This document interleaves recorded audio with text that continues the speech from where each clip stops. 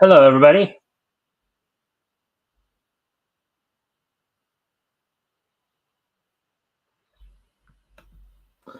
All right. So, anyways, I hope everybody's having a good evening tonight. Of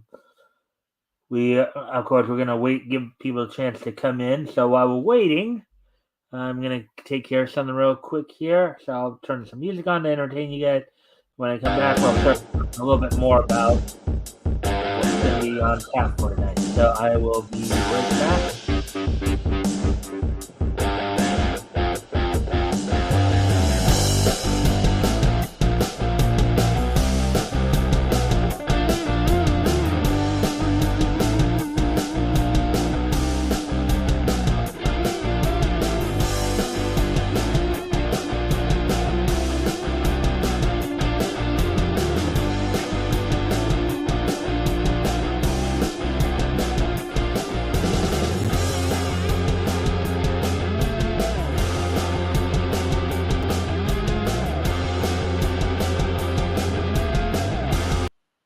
All right, I'm back. So yeah, we're just waiting to people a chance to pop in here, and hopefully we'll see some more people soon here.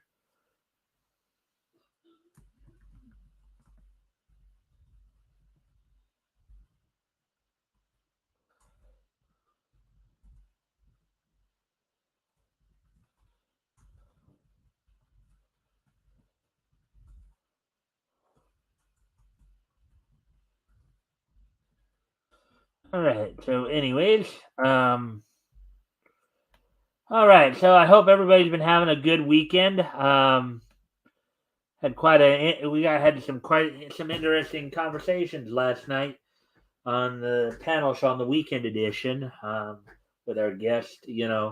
Uh, just noting that AI, the whole issue surrounding AI generated art is a pretty hot topic. It's a pretty controversial one.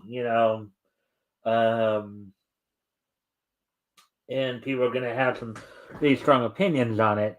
Also, we talked a little bit about Al Jaffe, of course. 102 years young, a man who.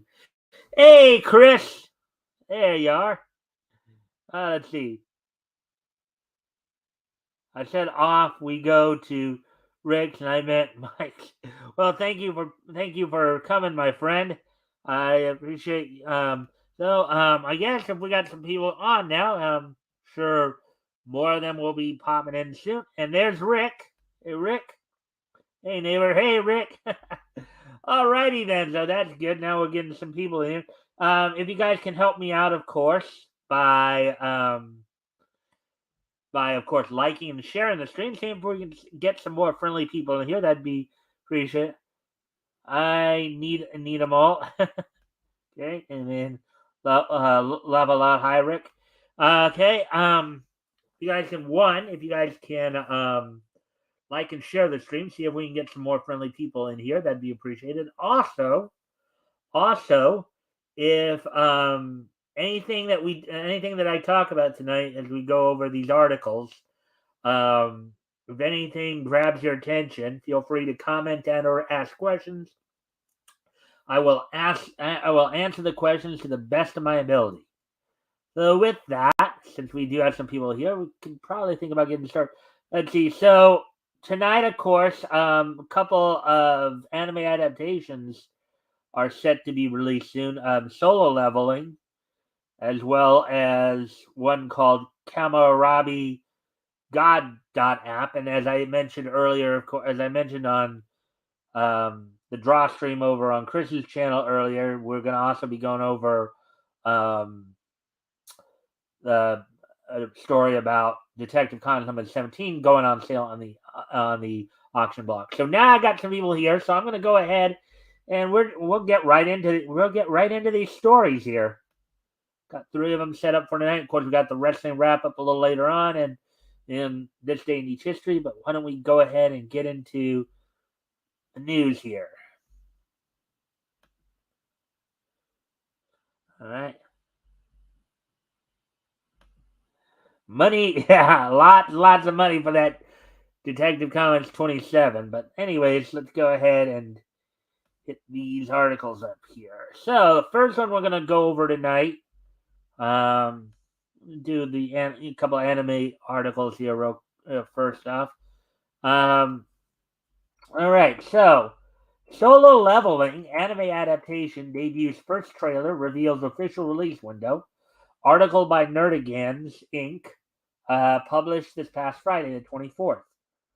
So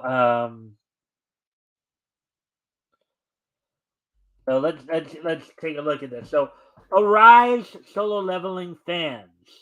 After what seems like an eternity of combating production monarchs in the dimensional crack, Aniplex has at long last released not only a new trailer for the beloved manhwa's highly anticipated anime adaptation, but also confirmed its release date. Now, manhwa, for those of you who may not know, is basically the Korean version of a manga or a comic, basically.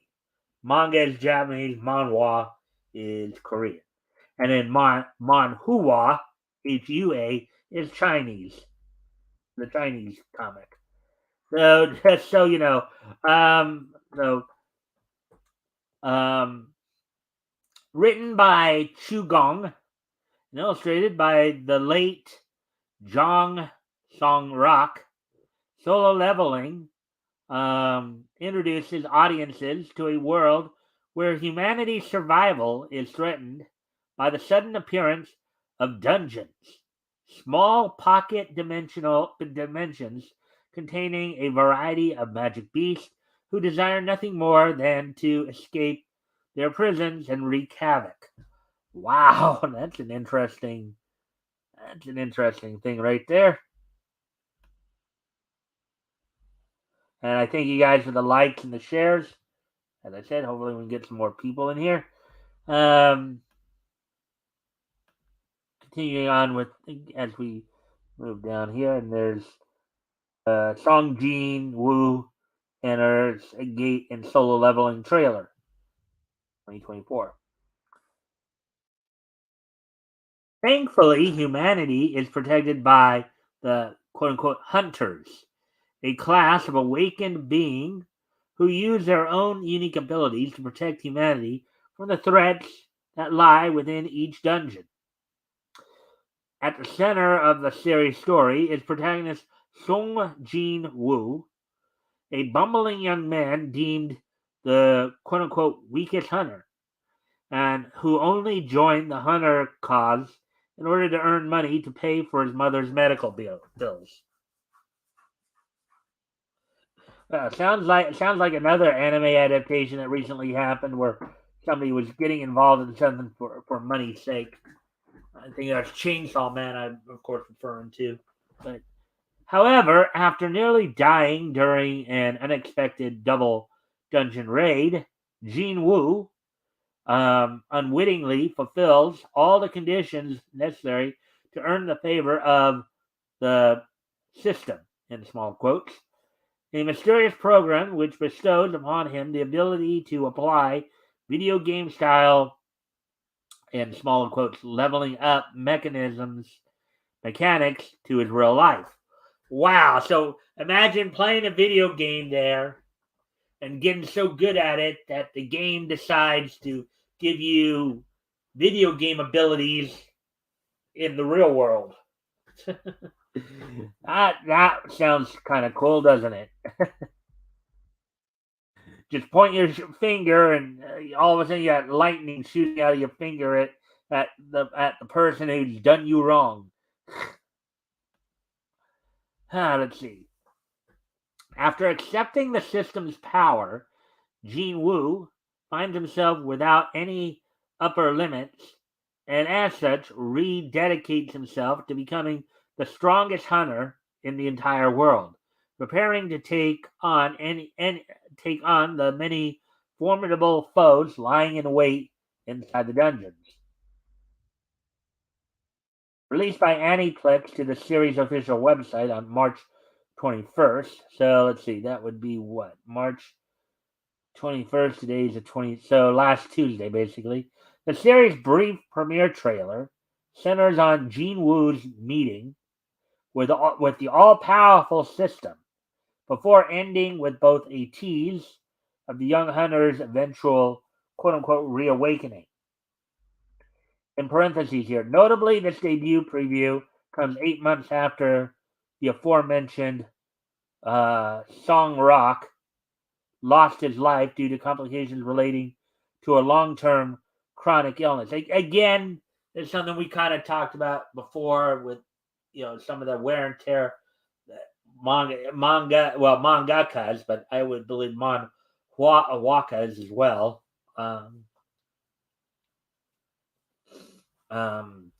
Face, to that end, it's unknown if the late artist was able to see any of the anime's production work prior to his passing.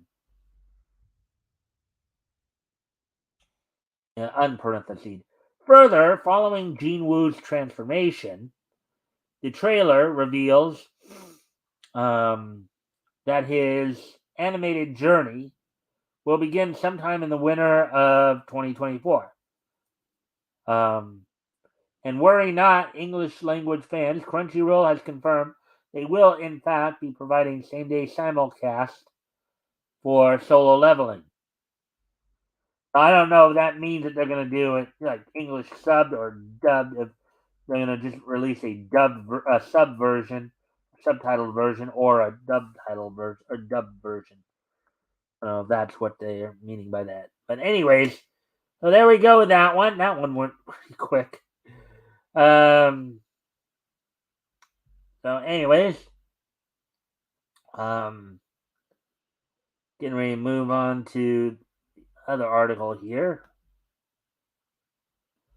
All right, so here's the other anime related article we're going to look at here. Near, in small quotes, creator Yoko Taro announced his new original anime series, Kamiye Rabi God .app. Now, Kami, that portion of the word right there, Kami means God in Japanese. Taps Fire Force mangaka Atsushi Okubo to provide character designs. Article by Nerdigans Inc. published this past Friday. So let's see if anybody's got anything to say yet. Anything more than what Chris last said. I guess you guys are still here listening, so that's good. Glad to see that. Let's see. Thankfully for fans everywhere, the disastrous delay experience, which plagued Nier Automata version 1A.A, did not completely scare the IP's creator away from the anime industry, as Yoko Taro has announced that he has recruited an all-star production team to help him continue his mission of bringing despair and excitement with a brand new original series. Okay, that's a very interesting way of putting it. He wants to bring despair and excitement to the anime industry. Okay.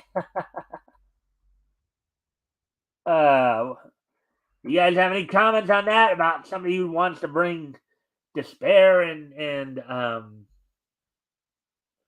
excitement to the anime industry?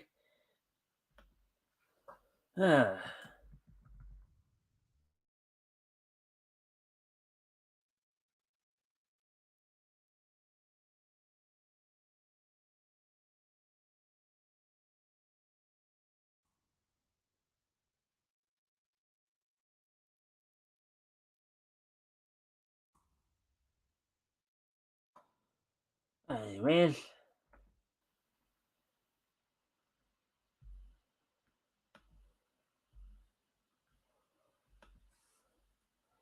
Alright.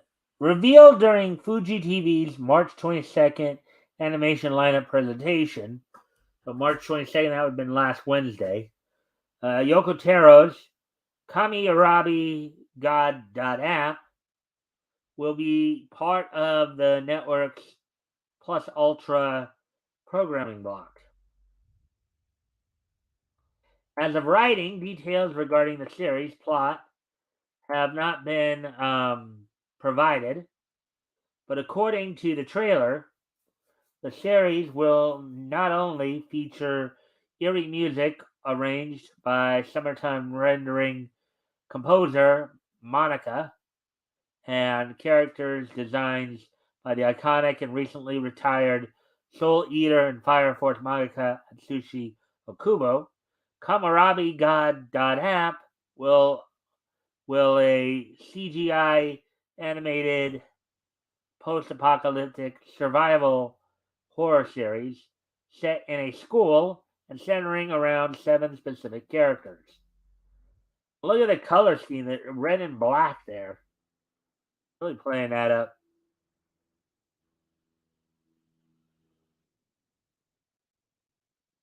One particular scene of in the trailer that stands out shows a group of creepy children, all wearing matching uniforms and gay scale masks, lined up in the school's auditorium. Gay scale man, I wonder what that is. Um, Given his penchant for subtle social commentary, one wonders if any could gay scale mask just simply mean happy mask or something like that. I don't know. That may be the older term for gay, not what we would think of it today. Huh.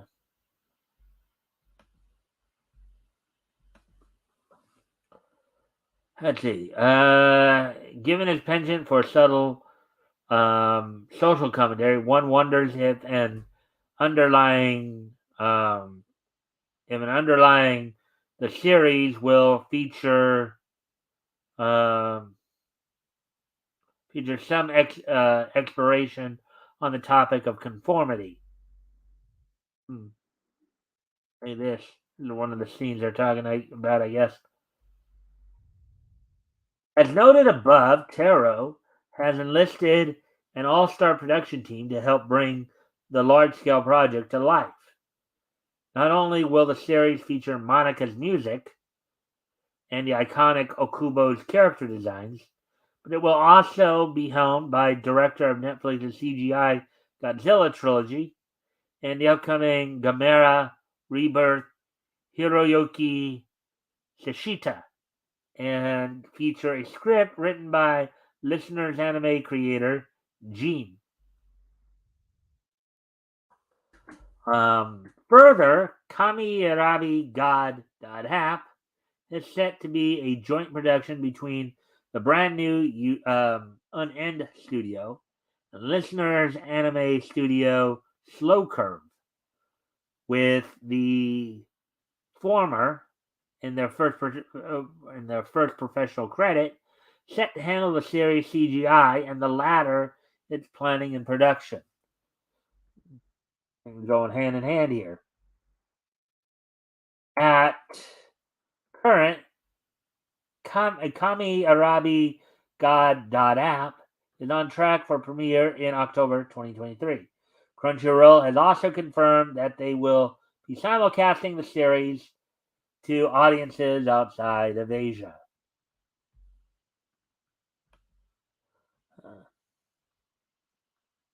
Yeah, we're getting through this stuff pretty quick here.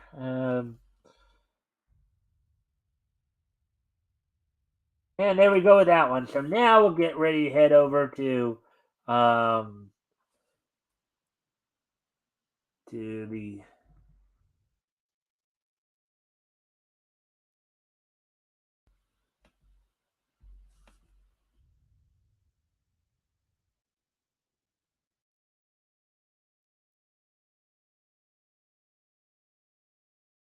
All right.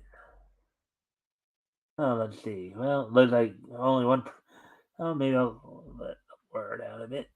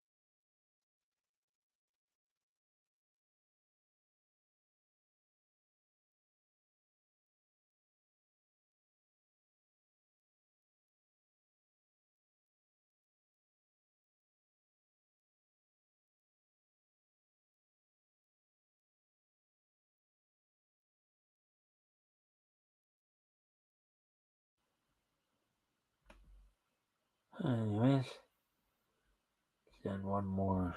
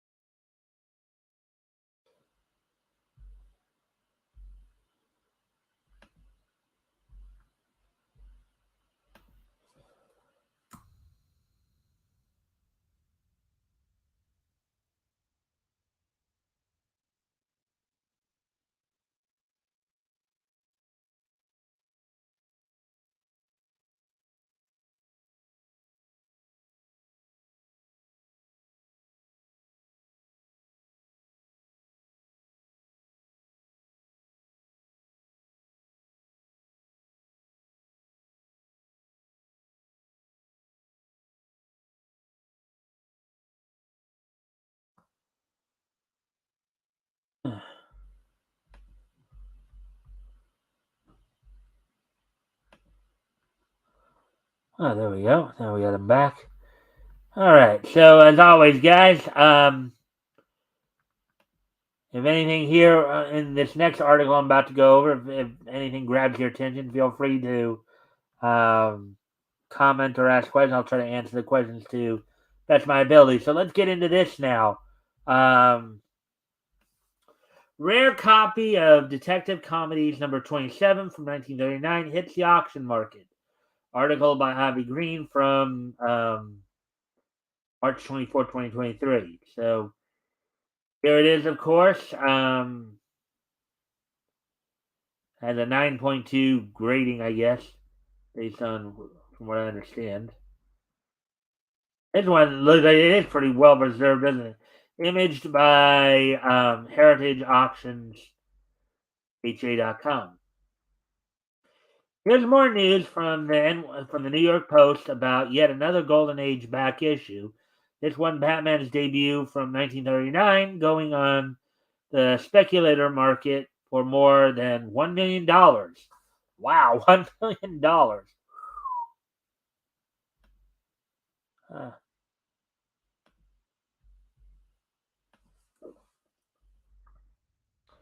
This comic book could bring in some batty prices. Nice word pun there. A rare, unrestored copy of Detective Comics number 27, Batman's 1939 debut, is on the auction block, and the final bid could approach the rare issues record price of 1.74 million, according to an independent seller. Quote, 1.5 million is not an unreasonable guess, unquote, said Ted Van Leeuw, owner of Superworld Comics in Holden, Massachusetts. Quote, may set a record. It's so sought after that it's gonna get crazy attention, unquote.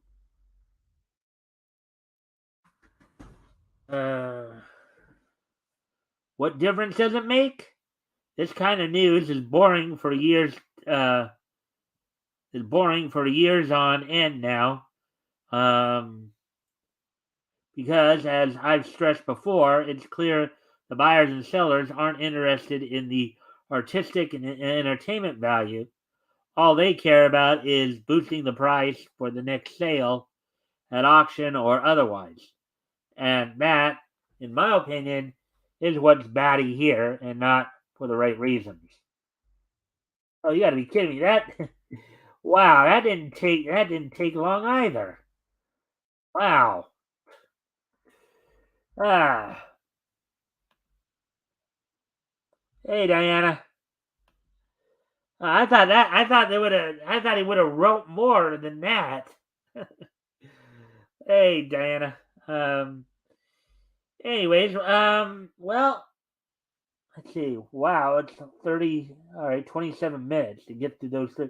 All right, well, I guess I'll go back then to Bounding into Comics and do the other articles there.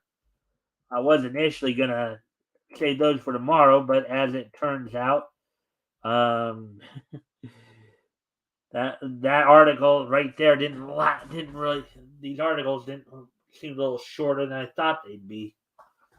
But anyways, we'll just add a few more to read here. So again, some bonus coverage here of some stuff.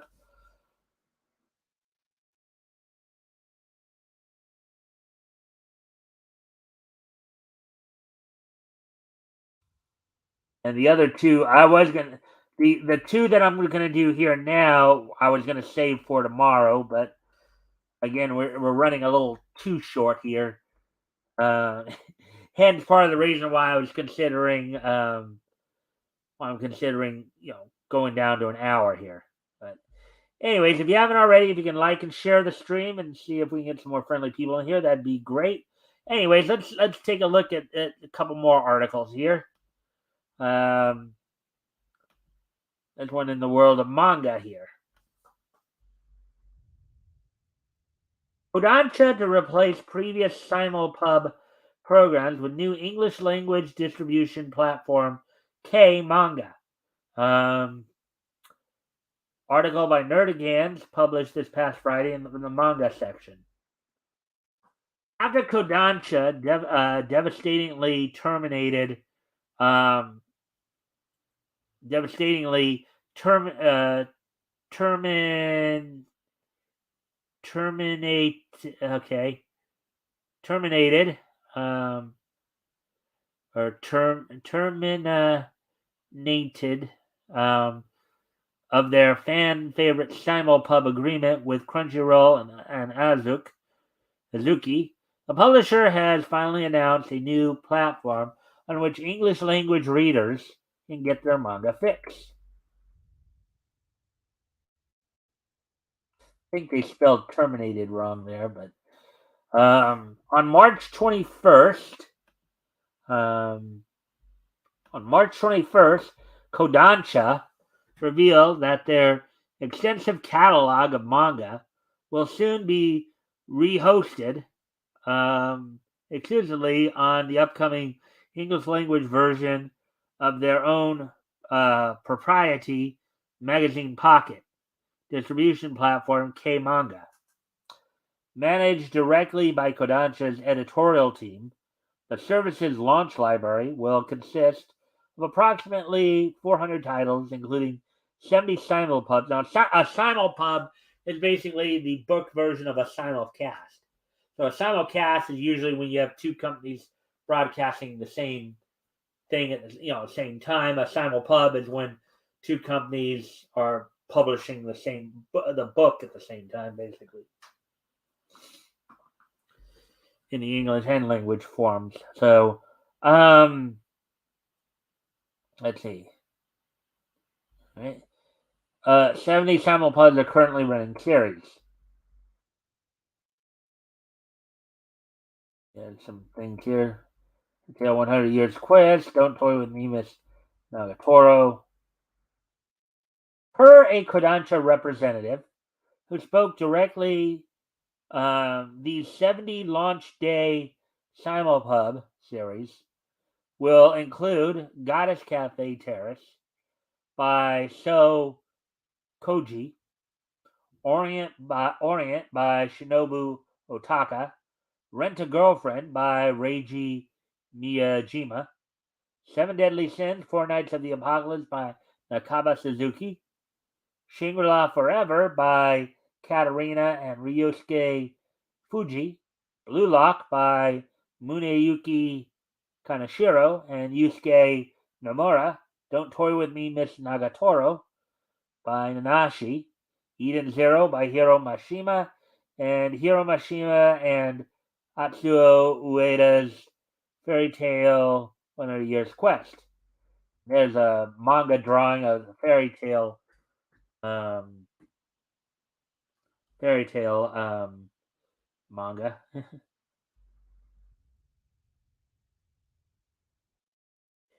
In terms of the publisher's completed series, the Kodansha rep confirmed that the app's library will feature such titles as Attack on Titan by Hajime Isayama, um, Chihaya Furu by Yuki Sugu, Fairy Tale by Hiro Mashima, Fire Force by Atsushi Okubo, Ghost in the Shell by Masamune Shiro, and Seven Deadly Sins by Nakaba Suzuki, Tokyo Revengers, and I guess that's supposed to be and Tokyo Revengers by Ken Wakui.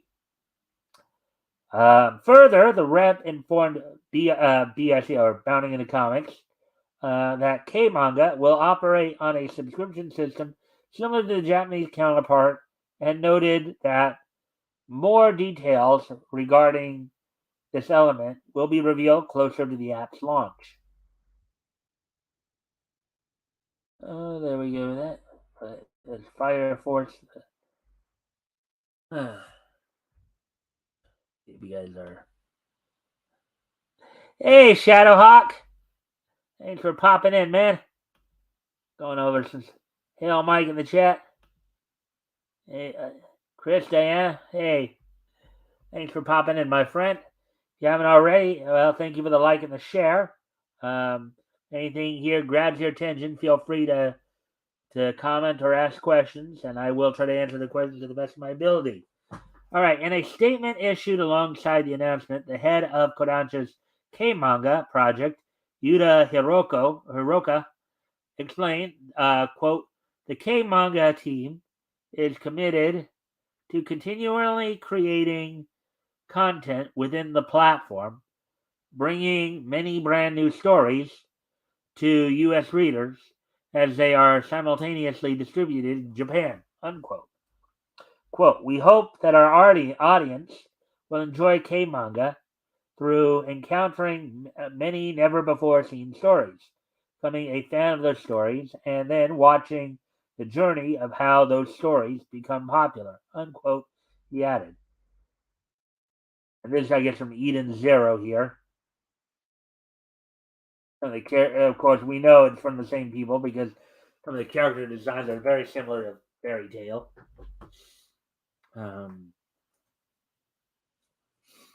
Anyways, Kodansha's K-manga app will officially be available exclusively to U.S. readers on Wednesday, May 10th, with the full website set to launch at on a future date.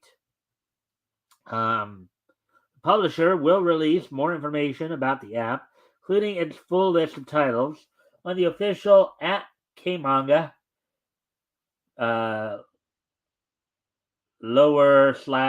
/Kodansha Twitter account.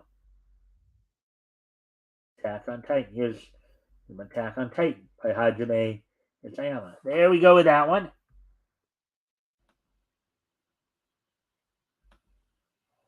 Let's see now. Howdy, Shadowhawk. Okay. All right. So, anyways, getting back. So we just got through that story. Now here's one more article here. Let's see. See what time is it? 36 minutes. Well.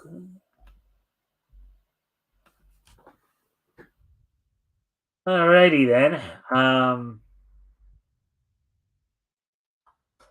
right, so here's more of a cartoon. So HBO Max reportedly pulls second Scooby-Doo project from service mid-production. Now, I was remembering hearing about this too from Yellow Flash earlier.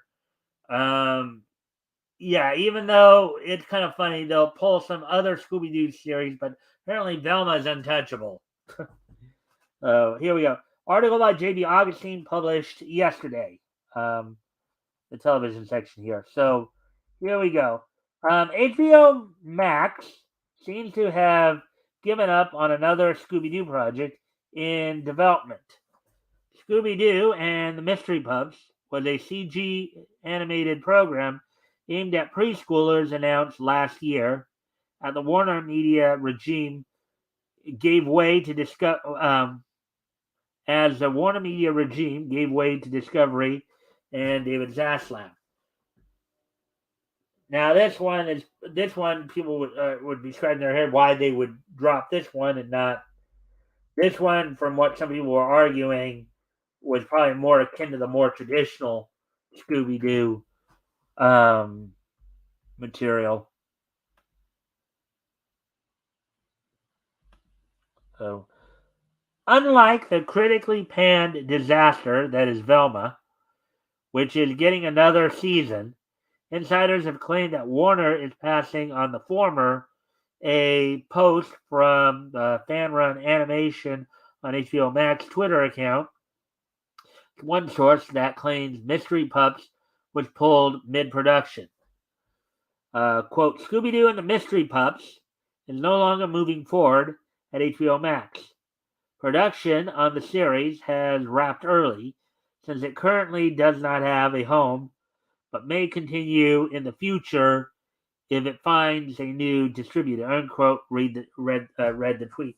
Now we did report the other day that this happened. Like last week, we reported a similar situation happened with Batman Cape Crusader, which was a Batman series that was being produced by J.J. Abrams and Bruce Timm. That was supposed to be set as a prequel to Batman the Animated Series in back 90s.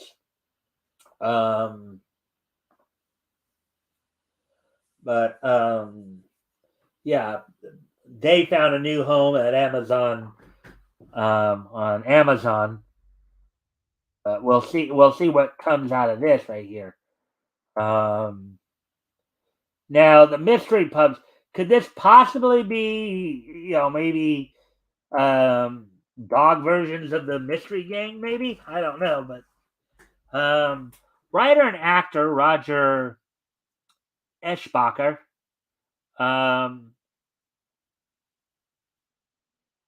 heard the same thing from an unnamed colleague supposedly working on the show.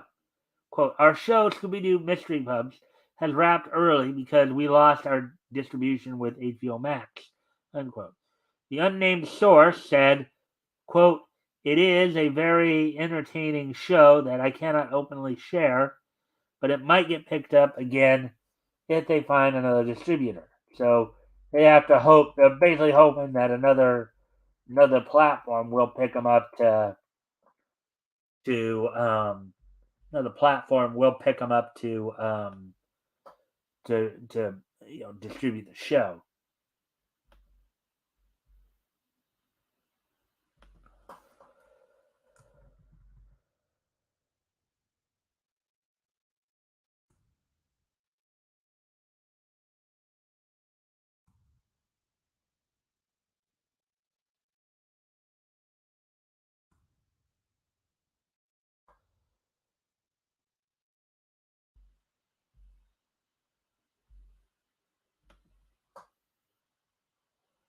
All right.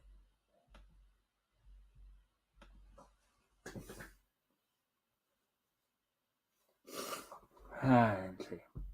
Like Batman Cape Crusader and Dead Boy Detectives, Mystery Pups could turn that around and find a home on Amazon Prime or elsewhere, as it has no tax loopholes holding it back. Scoob 2 didn't get the same reprieve Zaslav needed to save some money. The film didn't have as much internal hype for it reported either. Mystery Pups, conversely, had Warner Brothers Animation president Sam Register glowing. Quote in brackets here: "We're thrilled to give preschoolers a version of Scooby to call their own. This show promises to entertain the youngest of mystery solvers," unquote, he said via Pop Culture. And this is from Zoinks Ghost and Haunts Abound and Trick or Treat. This is from the Trick or Treat Scooby Doo movie. Let's see. The first of its kind as a CGI Scooby targeting an urchin demo. Okay. That's not a very nice word to use for little kids. Urchins? Oh, man. I get that they're small and they're young and all that, but still, calling them urchins, that's a little much, dude. Dude! Scooby Doo and the Mystery Pups would have seen the return of Matthew Lillard to Shaggy and reuniting with Frank Welker, the indefatigable voice of Scoob, sans Mystery Inc., as counselors at a camp for dogs. Now, Frank Welker, of course, I know he more recently took over. When I understand, he more recently took over the voice of Scooby than some of the more recent production. Frank Welker, though, has also been the longtime voice of Fred Jones.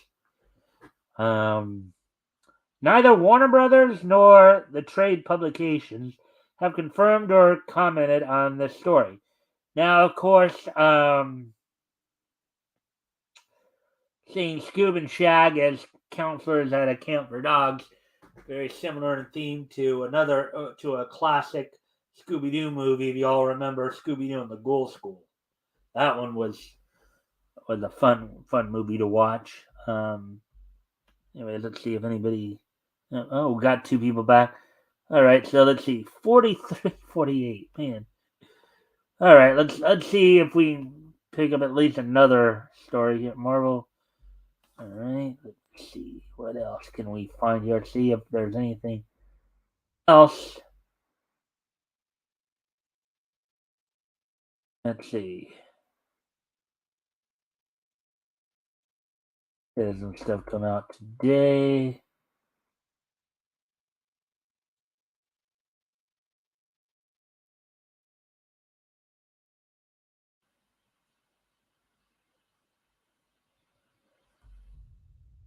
All right, so yeah, not all right. So if I had known that the stories were going to go that fast, I would have probably just had them all set up already in advance. Let me see.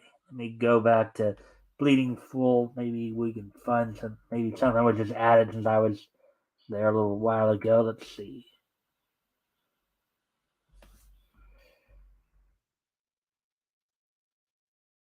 All right, no, nothing new there.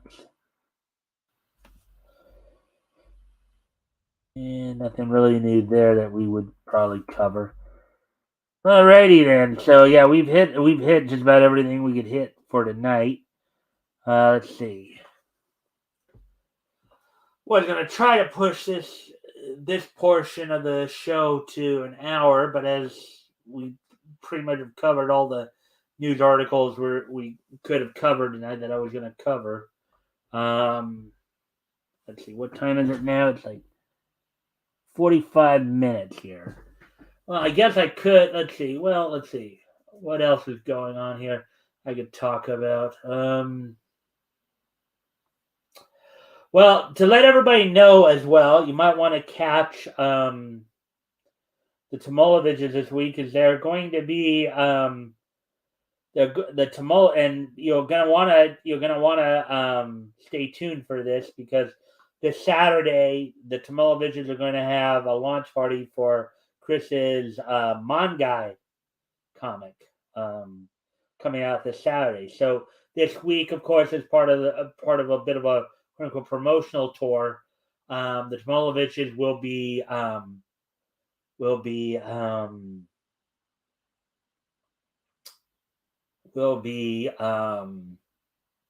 streaming this week every night this week. They did a draw stream tonight, so they'll be streaming every night this week. If you guys want to go check out, Chris Tmolovich's channel and support them on that. Let's see. So let's see now. What else? We got 4 people in here now. Good. Of course, if there's anything you guys want to ask me about, anything we talked about or anything like that, feel free to do so. If you guys haven't already, then like and share the stream. See if we can get some more friendly people here. With that though, might start to move on to the wrestling stories here a little earlier than I intended. But I also have a lot to talk about with that, as this week is a big week in pro wrestling. Got quite a bit of news, with everything happening across the wrestling world, as it were. So, first off, on the WWE front, of course, this weekend, Saturday and Sunday is WrestleMania 39. This Friday night is going to be the Hall of Fame, and they announced today that Stacy Keibler has been added to the list of. So now that's 4 of 5 they were planning on inducting in the Hall of Fame. This Friday, the WWE will be inducting thus far Rey Mysterio Jr., the Great Muta, Andy Kaufman, and Stacy Keibler into the WWE Hall of Fame. Of course, in Rey's case, it's setting up for his match this weekend, during this weekend's WrestleMania, with a match of the Sun that was finally signed this past week. It's also stated that it's not just a matter of if, but more like when, as Matt Cardona may be returning to the WWE soon here, as Matt Cardona, who formerly wrestled for the WWE as Zack Ryder, is going to be coming back. Now, of course, about a month or so ago, Chelsea Green came back to the WWE playing up a Karen character. So now Matt Cardona, who is her husband, will be joining her as well. Will be coming back to the WWE as well. Now, let's see. We mentioned the Hall of Fame ceremony. There might be one more person getting announced. Just to reiterate, Rey Mysterio Jr., Great Muta, Andy Kaufman, and Stacy Keibler will be inducted into this year's WWE Hall of Fame class. Rey Mysterio Jr., obviously known for his work, not just in the WWE, but WCW, ECW, one of the guys who really helped to popularize the Lucha Libre style in the States in the 90s. You have Great Muta. Now, granted, Great Muta and Andy Kaufman never actually worked for WWE, but they're being inducted for their contribution to the wrestling business as a whole. Great Muta had a match or two with Hulk Hogan back in '93 on a show co-produced by the WWE. And Andy Kaufman, many of you remember, was involved in the very infamous angle with Jerry the King Lawler, in which he feuded with Lawler. His whole gimmick of being the world intergender champion. And then Stacy Keibler, from her time in WCW, originally as Nitro Girl Sky, to Miss Hancock, and then coming to the WWE as and managing the Dudley Boys, and being involved in a number of angles with many other divas of the time. These will be the four individuals who will be inducted into the WWE Hall of Fame, and there's talk that there may be a fifth person being inducted into the WWE Hall of Fame as well. They just haven't announced who yet. Now getting into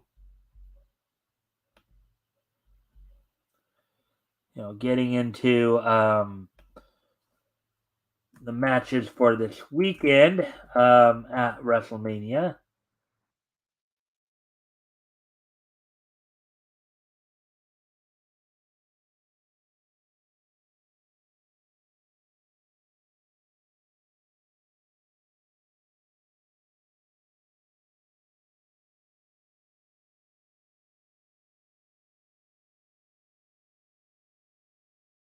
Let me see. Let me take care of this real quick, and then we will.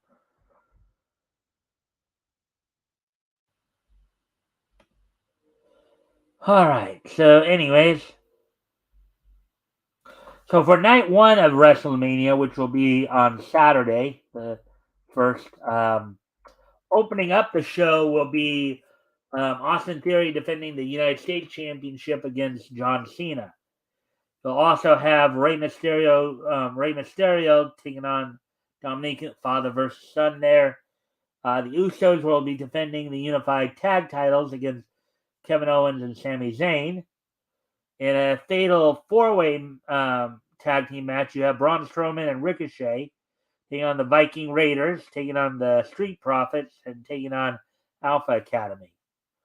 Gunther will be defending the Intercontinental title in a triple threat match against Sheamus, Drew McIntyre. In a fatal four-way tag team match on the women's side, Natalya and Shotzi will be taking on Liv Morgan and Raquel Rodriguez, Ronda Rousey and Shayna Baszler, and then one more team to be added at some point in the near future.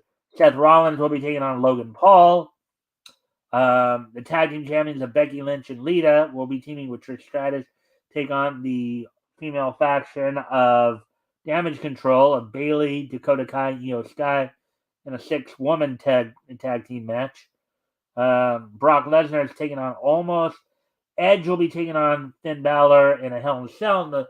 There has been talk that there's a possibility that Gangrel may be making an appearance at this year's. So maybe he may be in the corner of Edge, as Edge will bring out the Brood persona again for this match, as there's been talk that Finn Balor will be bringing out his demon persona. And then the Raw Women's title will be on the. So they're going to end the show, end night one with the two women titles matches. Bianca Belair defends against Asuka, and then Charlotte Flair defends against Rhea Ripley. So that's night one. That's night one of WrestleMania this year. And night two of the event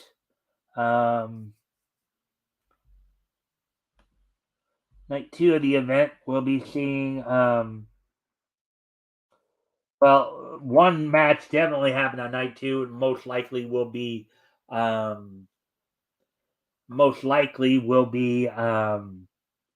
main eventing night 2 will be Roman Reigns defending the WWE title and Universal title against Cody Rhodes. Now, they've been dropping hints that possible Rhodes may take the title, at least one of the titles off of Roman Reigns, if not both.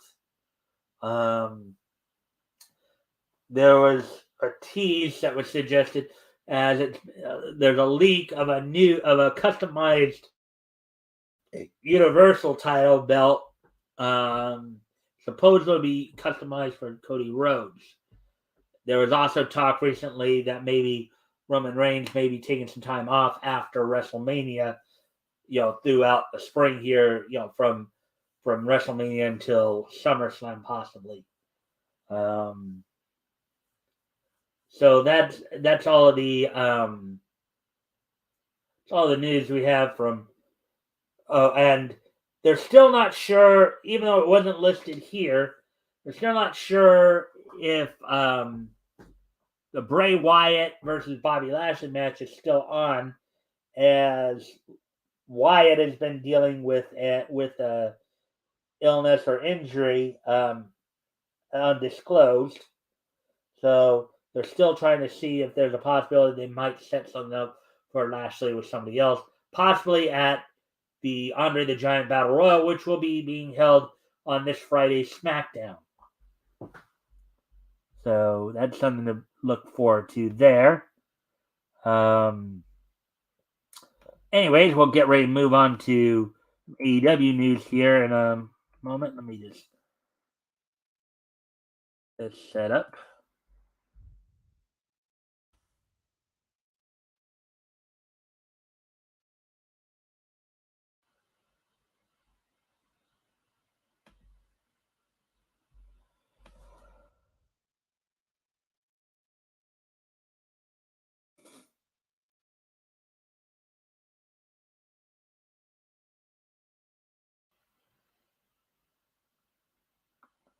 All right.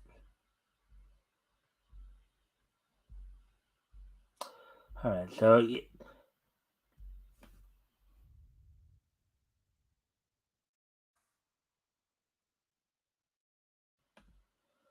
all right. So, anyways, I'm gonna go off camera here for a quick moment, get some more, make some lighting adjustments in here. I'll be right back. Put the music on.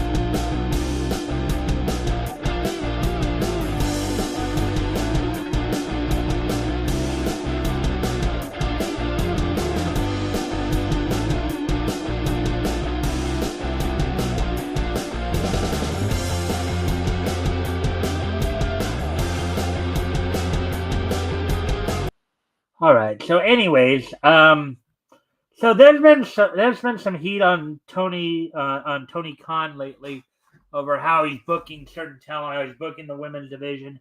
In particular, one of the big criticisms that's been talked a lot about is how he's booking Wardlow. Conan on his recent podcast was mentioning how Wardlow could be getting booked to AEW could be booking him to the WWE, as the way they've been booking Wardlow. WWE has already made it clear they're interested in Wardlow. Wardlow, I think it's something like 6'5", big, powerful guy, pretty good on the mic. Somebody who could really be pushed to a main level, and AEW's just squandering him.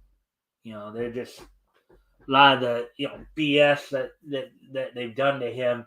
After he beat MJF last year, they just kind of put him in some weak programs as TNT title, had him drop the title, and then had him win it again for 3 days to Powerhouse Hobbs. Now I'm not as critical about the whole thing about putting the title on Hobbs as much. It's more how they did it. Hobbs is definitely proven to be, but if AEW is not careful, now a lot of people have been very critical of how Tony Khan's been booking big men just all together. There are a number of guys who are just not happy right now with Tony Khan with the way he's booking people. A lot of the big men, Wardlow is one. Now Wardlow hasn't actually said anything yet, but we've heard, there's been complaints from other guys like Lance Archer, who, like Miro, like Andrade has been injured, but a lot of these guys have not been happy with the way they've been booked by AEW, and it's led to a lot of criticism even from fans. There's been one of the more constant things being talked about is how if you're like taller than 6'2", then you're gonna get junked on AEW. Khan's not gonna book you all that well. So now, granted, Claudio Castagnoli is one of the few exceptions, it would appear, but Castagnoli is being booked more for his Ring of Honor work than AEW work. So, but that's a story that we'll be watching. Coming up this Wednesday on Dynamite, of course, Kenny Omega will be defending the IWGP United States Heavyweight title against Jeff Cobb. A match that was set up on last week's Dynamite. Adam Cole, his first match back since his injury, will be taking on Daniel Garcia. Orange Cassidy defends the AEW International title against the Butcher. Dalton Castle and the boys will be taking on the 3 members of the Blackpool Combat Club of Claudio Castagnoli, the Ring of Honor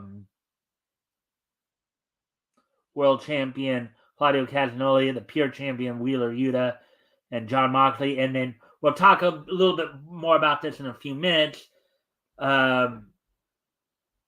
Obviously, Claudio's got a title defense this Friday on the Super Card of Honor pay-per-view. We'll be talking about that a little bit more in a few minutes here. Matt Hardy will be taking on Jack Perry. And Ruby Soho with Saraya and Tony Storm in her corner will be taking on Willow Nightingale. So that's all coming up this Wednesday on Dynamite. Let's see now.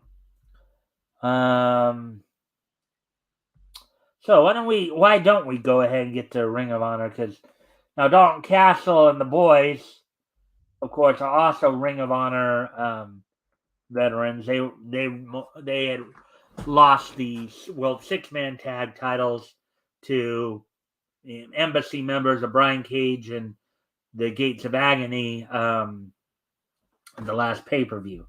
So let's go ahead to Ring of Honor and see what we can find out about Super Card of Honor this year. What's going on there?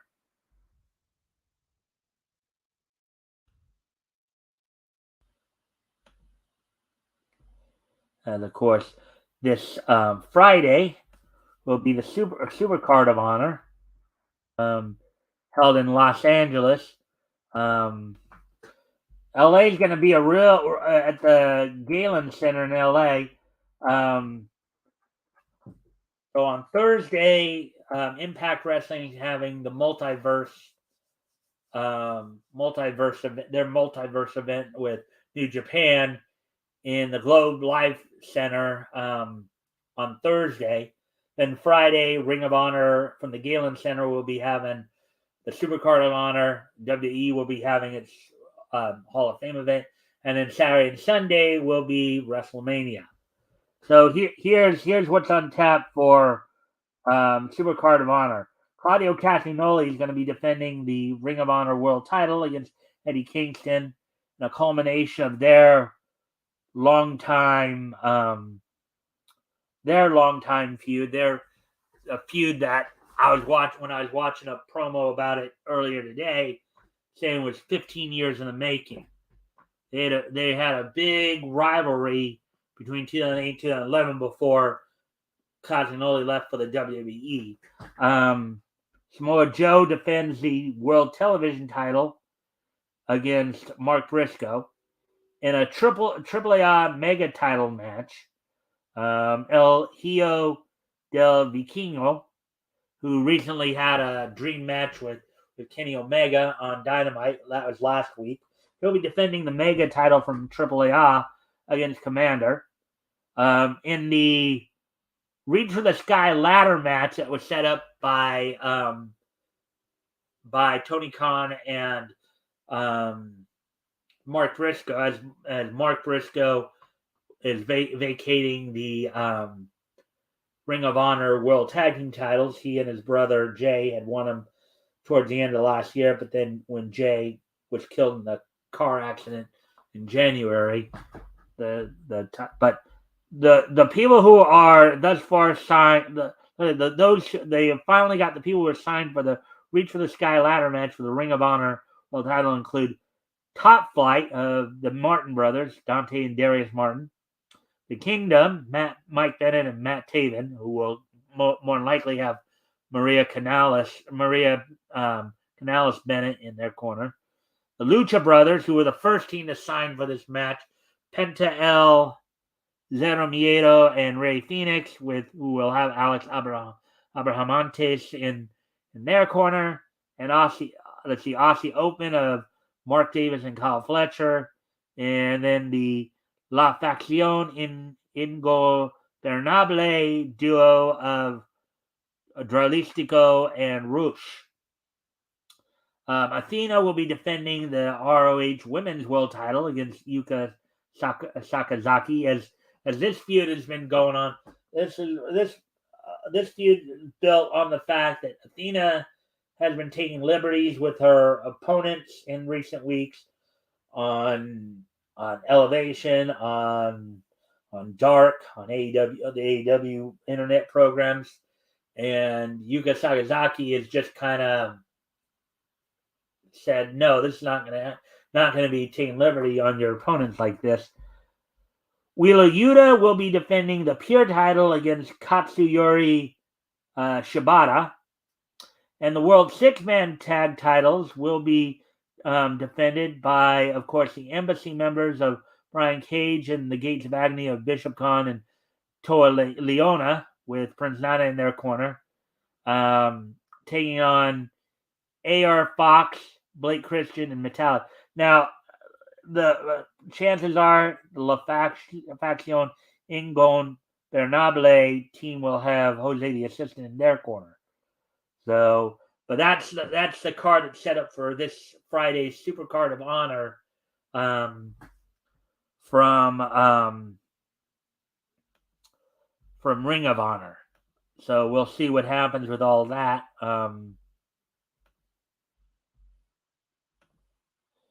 Now, finally, we do have some news from Impact Wrestling as well. Impact, of course, just had its Sacrifice pay-per-view this past Friday. There are some pieces of news came out that will affect the multiverse event here in this Thursday, as well as the Rebellion, the next pay-per-view Rebellion, coming up on April 16th. First off, the big news, after a record-setting reign, Josh Alexander was forced to relinquish the Impact World title due to the fact that he had suffered a torn tricep and will be out for some time. With that being said, of course, things will be set up for, and we'll get to that. He was originally supposed to defend the title. Actually, no. His next title defense is going to happen this Thursday on the Multiverse against Kushida, and then and then if he got through that, match, then he'd be facing off against number one contender Steve Macklin at Rebellion. It's now set up for Rebellion. The main event is Macklin versus Kushida for the Impact World title, between those two for the vacant title. But first off, let me go through the results here from Sacrifices. In a rematch of their match from the Countdown show of No Surrender the previous month, Mike Bailey would get a victory on Jonathan Gresham. Joe Hendry retained the digital media title over Brian Myers. Deonna Purrazzo got a victory over Giselle Shaw. PCO would defeat Kenny King. Trey Miguel retained the X Division title over Director of Authorities Santino Marella's handpicked opponent for him, Lince Dorado. The Bullet Club retained the Impact World Tag Team titles over TMDK, Bad Dude Tito and Shane Haste. Bully Ray defeated Tommy Dreamer in a busted open match, which, I was right when I speculated that it was just a fancy way of saying first blood match. Is essentially what it was.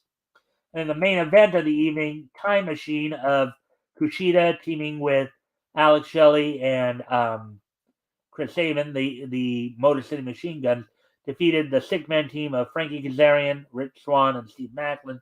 Macklin replacing Josh Ogden. And originally it was going to be the Time Machine team taking on Kazarian, Swann, and Impact World Champion Josh Alexander. But as I mentioned, with him being out now, originally as well, another match was missing on this event. Originally, Jordynne Grace was to get her contractual rematch against Mickie James for the Impact World title. Unfortunately, Mickie was not cleared to wrestle. She had suffered a broken rib.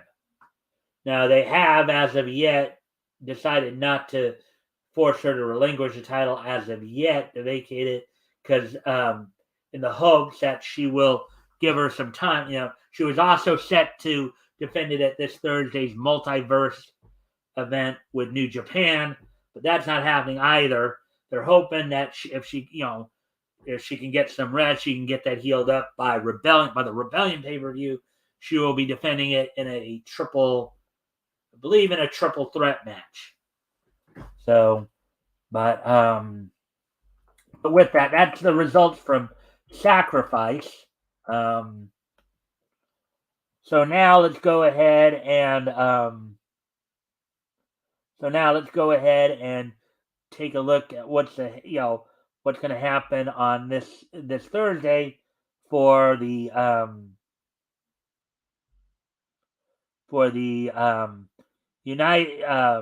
Multiverse United Only the Strong Survive event. Now the Countdown show, which will be happening before match. Again, I think so Gabriel Kidd will be taking on Yamura in the Countdown show, basically the pre-show to the event, and then on the main show on the pay-per-view, only the Multiverse United Only the Strong Survive event, which will be on Fight TV. Okay, so it's not pay-per-view. Oh, it is pay-per-view on Fight TV.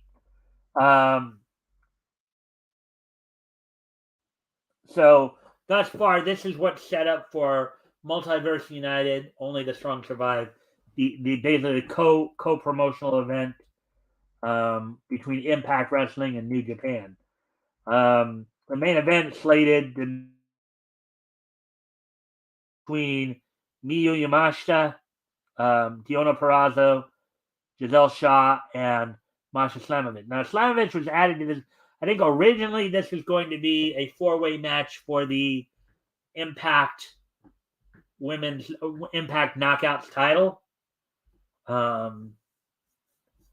However, due to Mickie James' injury, Masha Slamovich was added to this match. Now, from what I understand, the possibility is that the winner of this match will be added to a match between Jordynne Grace. I could be wrong here, but Jordynne Grace and Mickie James the main as a triple threat for the Rebellion pay-per-view. Kenta will be defending the New Japan Strong Openweight title against Minoru Suzuki. In a four-way match for the Impact World Tag Team title, Bullet Club will be defending against Bullet Club of Ace Austin and Chris Bay, who had recently beat the Motor City Machine Guns for the title, will be taking on the Motor City Machine Guns of Chris Sabin and Alex Shelley. Aussie Open of Mark Davis and Kyle Fletcher, and TMDK, Bad Dude Tito and Shane Haste.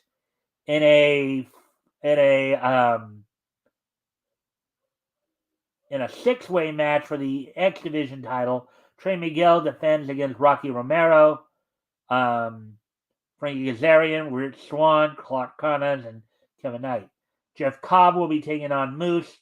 Hiroshi Tanahashi will be taking on Mike Bailey. And then opening up the night in an 8-man tag match, you'll have Alex Coughlin, Callahan, Fred Rosser, who many of you might remember as Darren Young from his time in the WWE, and PCO will be challenging the four men of the tag team of Team Filthy, made up of JR Kratos and Tom Lawler, and then also Eddie Edwards and Impact Digital Media champion Joe Hendry. So that's what's going on this Thursday, and then as we mentioned, Rebellion will be coming up in Toronto on April 16th, which I believe is a Sunday.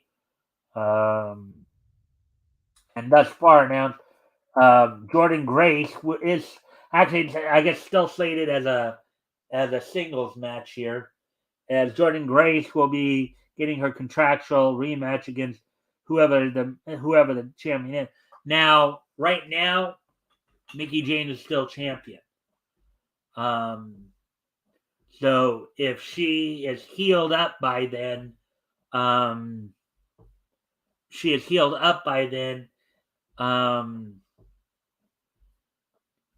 she will be defending the title against Jordynne Grace. If not, she will have to relinquish the title. Title will be vacated, will be put up on the line. Jordynne Grace will be, from what I understand, will possibly be defending the title against the winner of the four-way match we just mentioned on Multiverse. And also, as previously mentioned, the Impact World title is currently vacated, and Kushida will be taking on Steve Maclin for the vacated Impact World title.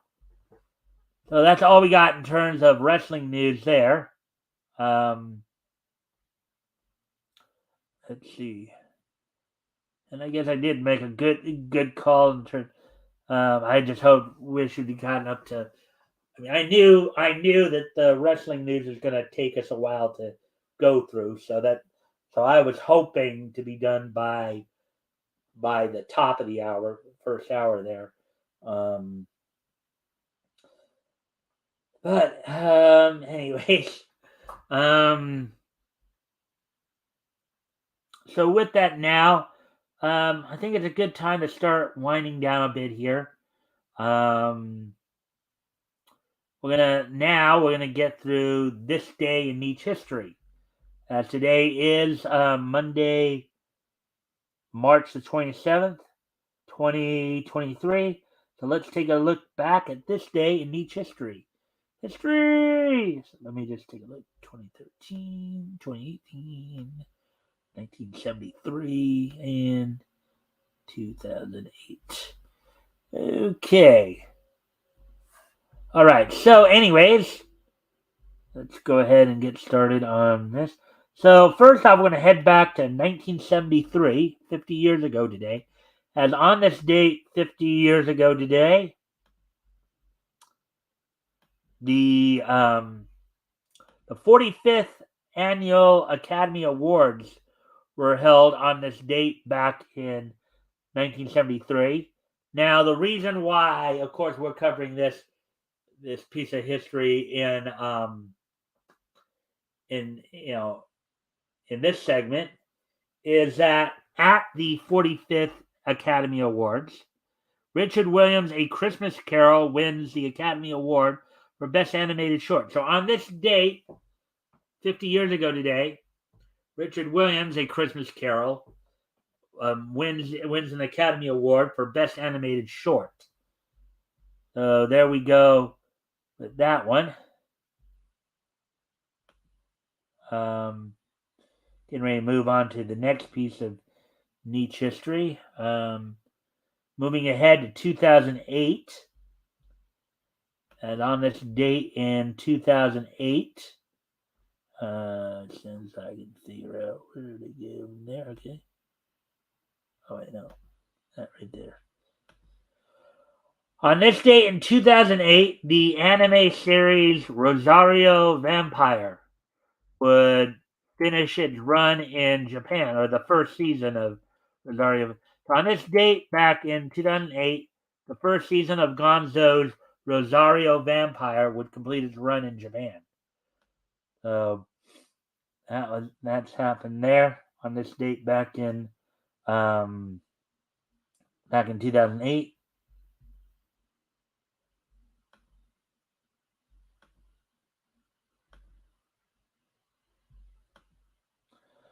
All right, so moving ahead to which was 15 years ago. So 15 years ago today, the Gonzo anime Rosario Vampire would complete its run in Japan.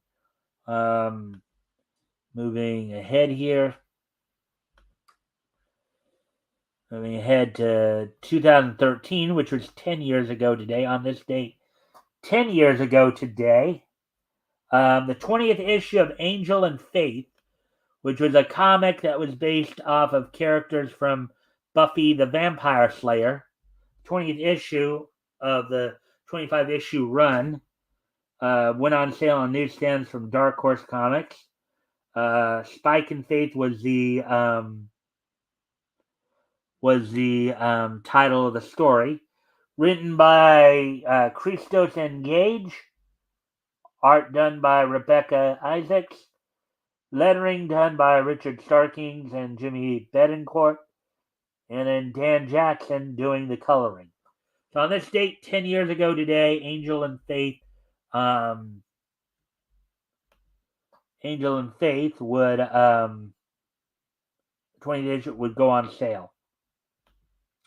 And finally, going back 5 years ago today, on this date back in 2018, so they can find that. On this date back in 2018, 5 years ago today, from the PPG Paints Arena in Pittsburgh, Pennsylvania, WWE held its SmackDown Live event on this date back in 2018.